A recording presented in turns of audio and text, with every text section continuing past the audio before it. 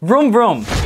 The Datsun featured an iconic design by Yoshihiko Matsuya and Albrecht von Gortz. I probably messed that up, but it had a long nose, had easy visibility, and a sloped rear end that made it a car that I will say without a doubt rivals the beauty, all right? The sleekness of a classic Porsche 911. And then, in 1979, Nissan then released the Axe body spray of that same iconic design, the 280ZX. Nissan claims it was an attempt to fight back during the rage of mullets and hairspray. And what we saw was this.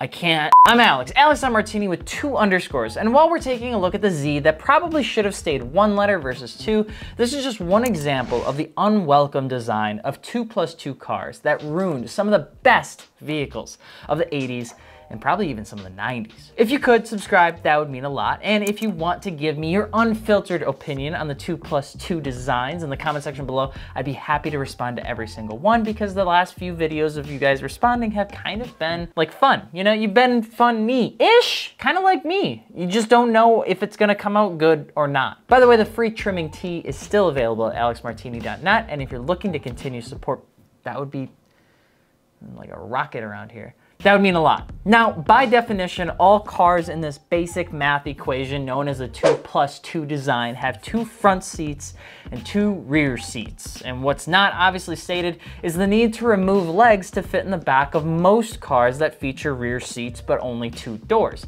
And the design element seen in the 280ZX, even with its car and driver award from 1979, just looked like a bloated toaster from the Jetsons. Now, not only that, but when you look at it, the weight was just way off with the car. The comfort formatted Z and added rear space began to make the car lose what it was known for. The Datsun, the Nissan Z, was known for nimbleness and control, and it was cheap. And while we want to love the ZX as much as the slimmer and older counterpart for the sake of obtaining this car at a realistic price, it's just not the same car. The Ferrari Mondial, the mid-engined V8 Grand Tour made between 1980 and 1992. Meant to replace the 308 and the 208 GT4, the Mondial was a very slow car, very painfully slow. Not only was it slow, but it was heavy. 9.5 seconds, 0 to 62, and it was $26,000 more expensive than the 300 horsepower Porsche 930 Turbo. Just breathe that in for a second.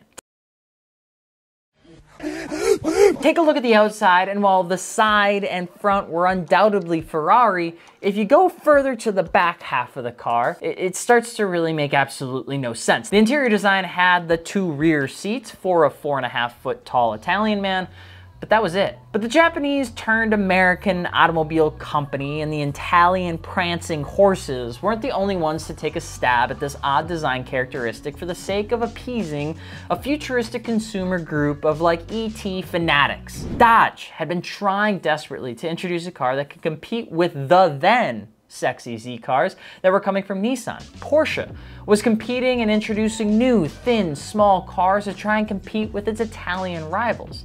So while Dodge had been known for successful muscle cars and seeing that proverbial orange peel on the wall, they knew they had to do something to get into this market so people stopped buying imports. Dodge introduced in 1981 an L-body Charger, a subcompact 3-door fastback. Probably the most susceptible to design pivots for the sake of making $1, the L-Series Charger would be birthed into the car world as a front-wheel drive, 4-cylinder turbo, again, kind of with a triangle solve for X style rear window, and in the inside had rear seats and some uncomfortable styling that felt okay back then, but definitely doesn't feel okay now. Carroll Shelby went to try and revive and kind of bring as much life to the car and did an excellent job, but the car would be forgotten about just about as fast as it came. So what do the Datsun 280ZX, Ferrari Mondial, and the Dodge Charger all have in common? They all come from fantastic manufacturers. They all had initially strong performance personalities, and they weren't the only coupe cars that featured rear seats for the sake of insurance. First thing to say is the failed proportion of these coupes are just wonky.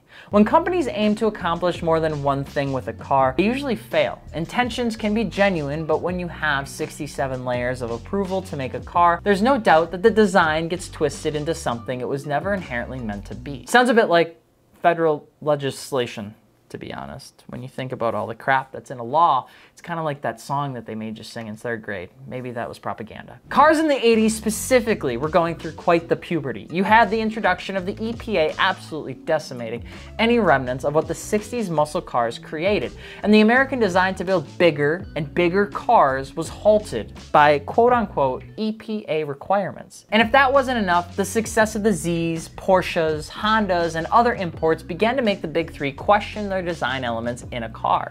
An answer was prioritizing a multi-purpose coupe that didn't stand too far away from the brand that it had built. Unfortunately, like assembling your first IKEA desk, the output from these manufacturers felt a bit new. Most cars to come from this generation and value propositions that they thought the car needed, which was a properly functional 2+2 design, gave cars a very immature overall look. But the designers couldn't always focus on that because the car was trying to do multiple things. It was like, instead of wearing 2 hats, it was 3, but still only 1 head.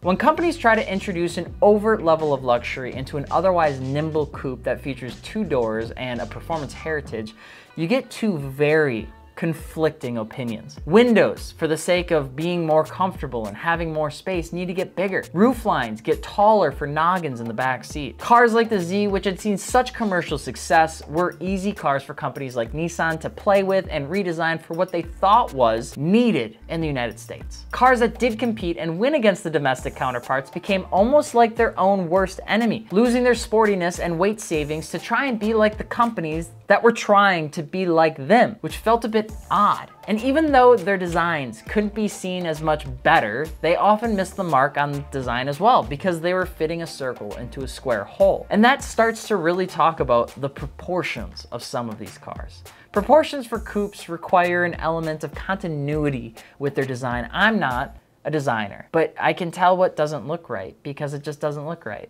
Fight me.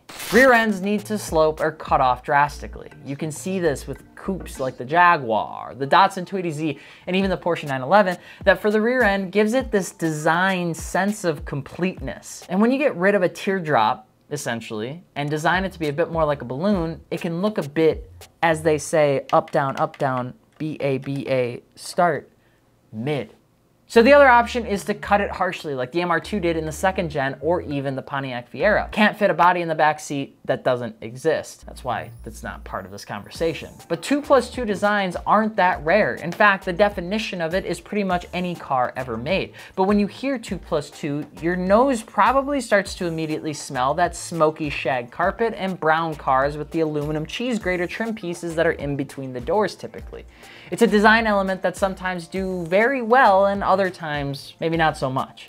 But most of the 2+2 designs that we know of aren't as welcomed as their coupe counterparts that actually featured a true coupe design. And I'm not sure they ever will. But what do you think? Valuable and needed, or does the hairspray need to be set down and the ugly wedge car should just never be talked about again? Let me know below, and if you haven't yet, don't forget to subscribe. I'm Alex, Alex.Martini with 2 underscores, and we will see you later. Peace.